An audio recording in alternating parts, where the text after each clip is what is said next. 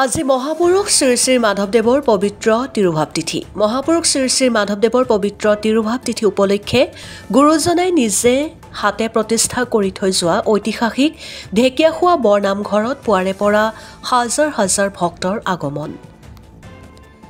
আজি মহাপুৰুষ শ্ৰী শ্ৰী মাধৱদেৱৰ পবিত্ৰ তিৰুভাৱ তিথি। গুৰুজনাৰ তিথি উপলক্ষে নিজ হাতে প্ৰতিষ্ঠা কৰি থৈ যোৱা তিয়কৰ ঐতিহাসিক ঢেকীয়াখোৱা নামঘৰত আজি পুৱাৰে পৰা হাজাৰ হাজাৰ ভক্তৰ আগমন ঘটিছে বৰনামঘৰলৈ। পৰিয়ালৰ মংগল কামনাৰে এই পবিত্ৰ দিনটোত ভগৱানৰ চৰণত সেৱা ল'বৰ বাবে অসমৰ বিভিন্ন প্ৰান্তৰ পৰা ভক্তগণৰ আগমন ঘটিছে ঢেকীয়াখোৱা বৰনামঘৰলৈ। পুৱাৰে পৰা বিভিন্ন আধ্যাত্মিক কাৰ্যসূচীৰে বৰনামঘৰৰ পৰিৱেশ ভক্তিৰসত ডুব গৈছে। অগণন ভক্ত বৈষ্ণৱসকলে আজিৰ এই দিনটোতে সেৱা লৈ নেদেখা জনৰ চৰণত মংগল কামনাৰে আশীষ গ্ৰহণ কৰিছে।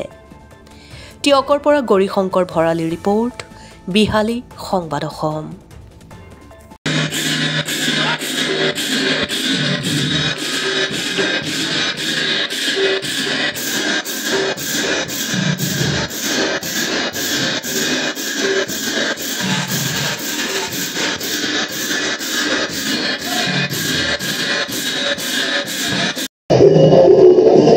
নমস্কাৰ।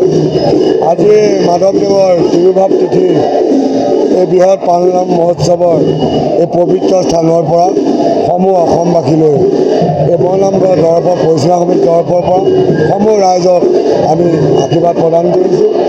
আজি এই মাধৱদেৱ তিৰুভাৱ তিথিৰ দিনা আমি লক্ষ লক্ষ ভক্তক আদৰিবৰ কাৰণে আমি পূৰ্ণ প্ৰস্তুতি কৰিছোঁ। আজি এই লক্ষ লক্ষ ভক্তক আমি যেনেদৰে সেৱা শুশ্ৰূষা কৰিব লাগিছিল তেনেদৰে কৰিব পৰা নাই। নিজ গুণে নিজে সন্তুষ্ট হৈ পেলাই সেৱকীসকলে নিজে নিজে সন্তুষ্ট হৈ পেলাই এই মহান পালনাম ভাগিত সহায় সহযোগ কৰি আগবঢ়াই নিয়া কামনা কৰিছোঁ।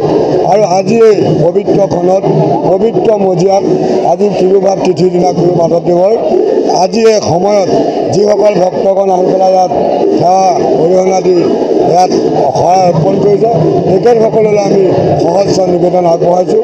আৰু এই পবিত্ৰখনত পবিত্ৰ দিনটোত সমূহ অসমবাসীলৈ আমি আমাৰ আশীৰ্বাদ প্ৰদান কৰিছোঁ।